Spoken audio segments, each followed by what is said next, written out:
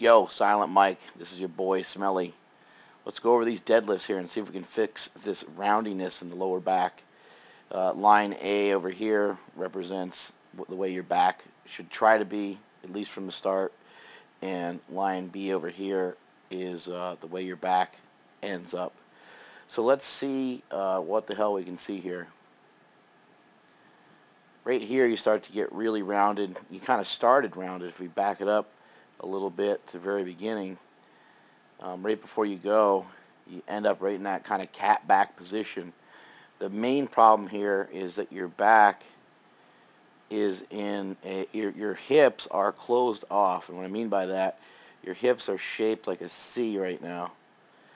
That's a crappy looking C, isn't it? But your hips are shaped like a C, and it's going to be hard for you to express your strength properly because you have to uncoil that little C that you made with your hips, and your lower back and your hips are like this, and you have to completely uncoil that thing and try to get yourself to stand up. You have to unravel that C just in order to stand up. So let's see what happens here as you move through the movement. It's a good strong pull, and you pull it into yourself well. That's probably the best thing that you did there.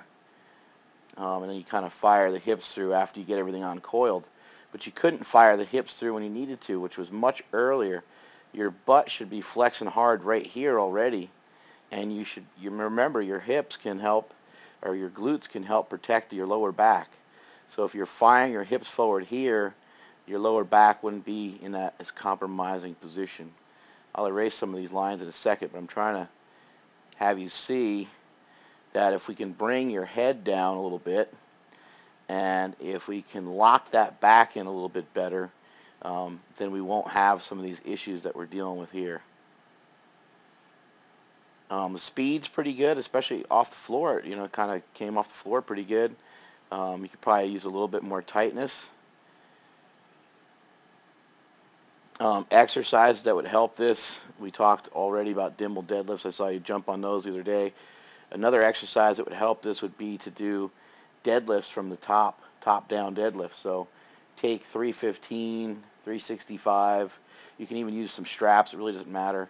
And bring the weights, lower them to the floor with a good straight tight back. Stay tight, rest on the floor for about a 2 count, and then come back up.